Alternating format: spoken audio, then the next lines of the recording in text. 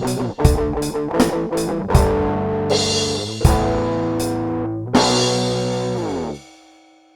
tal muchachones? Bienvenidos. El ejercicio dice lo siguiente. Una distribución de carga uniforme, infinita en extensión, se encuentra a lo largo del eje Z con lambda igual a 20 nanocoulombs sobre metro. Halla el campo eléctrico E en 6,8,3 metros, expresándolo tanto en sistema de coordenadas cartesianas como cilíndricas.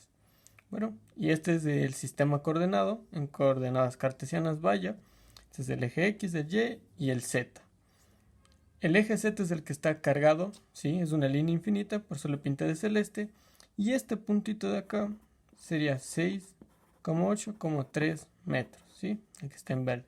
Ahora, antes de empezar el ejercicio, hay unas cosas que quiero explicar. Y es, si lo que está cargado es una línea infinita, ¿cómo es el campo eléctrico? Bueno, el campo eléctrico iría radialmente hacia afuera, ¿sí? Podemos pensarlo como a esta línea la envolviera un cilindro. Entonces todos los puntos que van desde el eje Z hasta el borde del cilindro son el radio, ¿sí? Entonces esa dirección radial es la dirección del campo eléctrico, ¿sí? Eso puede ser un poco confuso, pero esto les va a ayudar más. Tenemos este cilindro o este tubo de papel y este marcador rojo que sería la línea infinita o el eje Z, ¿sí? Ahora, ¿cuál sería el vector campo eléctrico?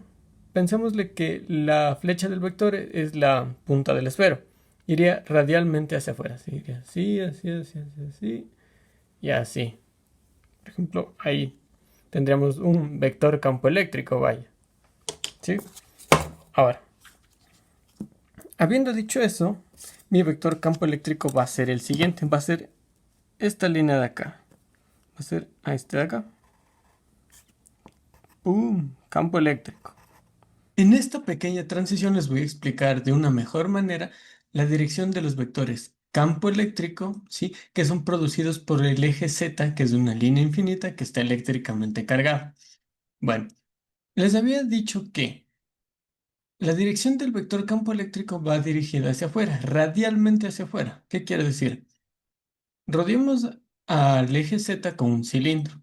¿Un radio cuál sería? Este vector de acá, por ejemplo. Entonces, ese sería un radio. Entonces los vectores campo eléctrico van a tener la misma dirección, radialmente hacia afuera, pero empezarían en este puntito justo ahí, hacia afuera. ¿Listo? Volvamos al ejercicio.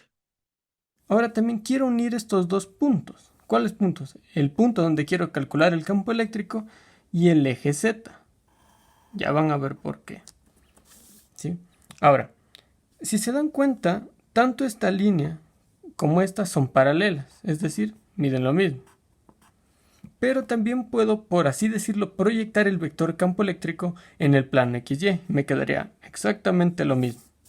Entonces a lo mejor ahí.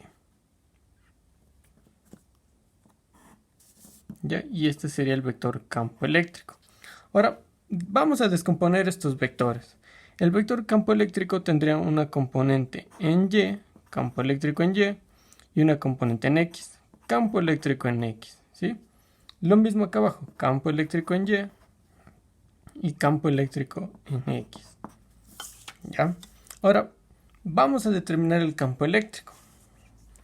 Bueno, para hallar el campo eléctrico podemos usar la siguiente expresión.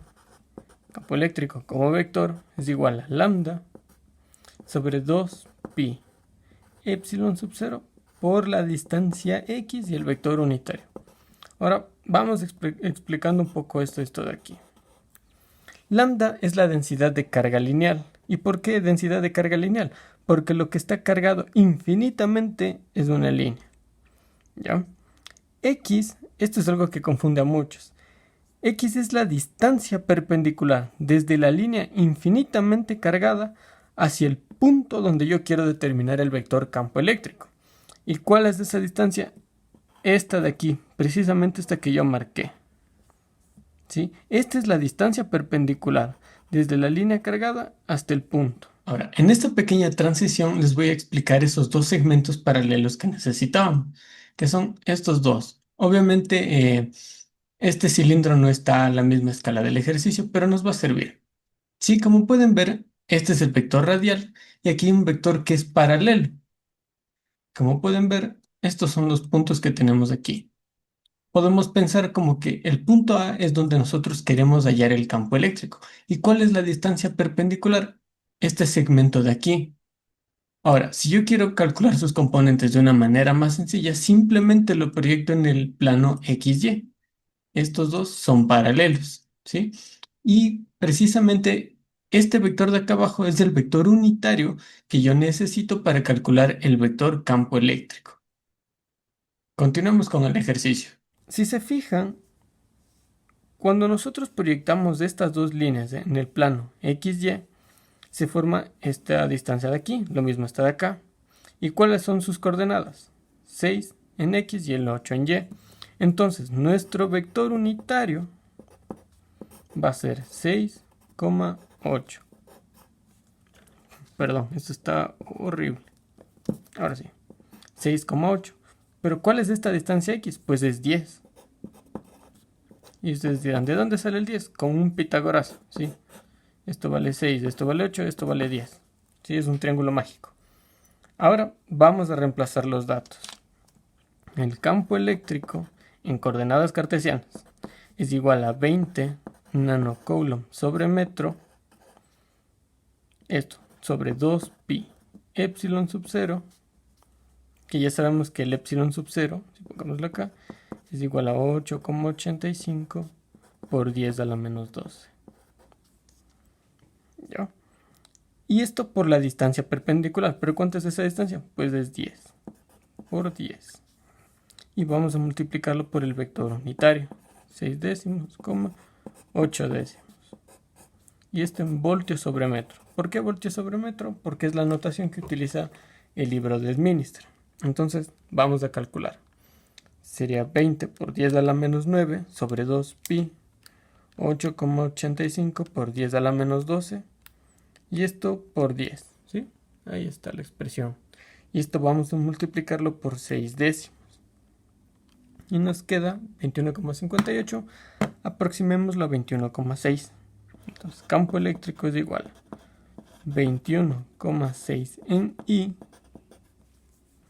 más esta misma expresión, se borró, por 10 a la menos 9 sobre 2pi, 8,85 por 10 a la menos 12 por 10, y esto por 8 décimos. Y esto nos da 28,77 en la dirección J, voltios sobre metro. Ahora ya tenemos el campo eléctrico en coordenadas cartesianas, pero nos pide en cilíndricas. Ahora, volvamos a lo que les había dicho antes.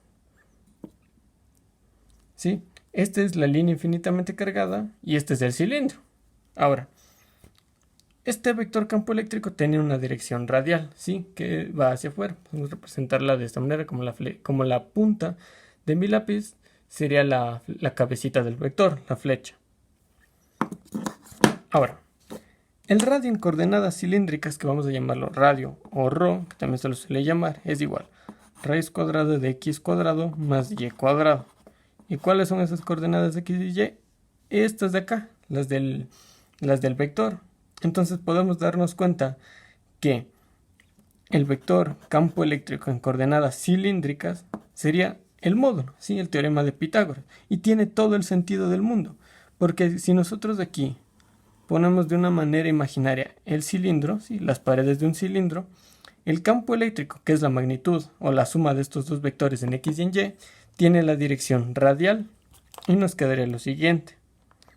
Raíz cuadrada de 21,6 al cuadrado más 28,77 al cuadrado. Y esto nos da 35,96. 35,96.